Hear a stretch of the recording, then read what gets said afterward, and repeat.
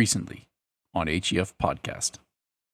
In your view, does the state grant parents the right to direct their children's education, or does the state merely recognize an innate right that already belongs to the parent, and why does this distinction matter to your administration? Well, it matters entirely, and it's that our rights come from God, not from government. That is enshrined in the U.S. Constitution. They're listed in the U.S. Constitution. But as Justice Scalia, the late Justice Scalia, pointed out, the Soviet Union had at the time when they existed, a written constitution that they never followed. They didn't recognize those God-given rights that were there on paper. They were persecuting their citizens, and so it is important, though, I think, to have in place in a written constitution, because it does create greater guardrails. And we're in a time now where judges in this country that don't share a traditional American worldview, for lack of a better way to say it, will not recognize God-given rights, and they'll only be stopped and only be held in check by written legislation, and more importantly, more powerfully,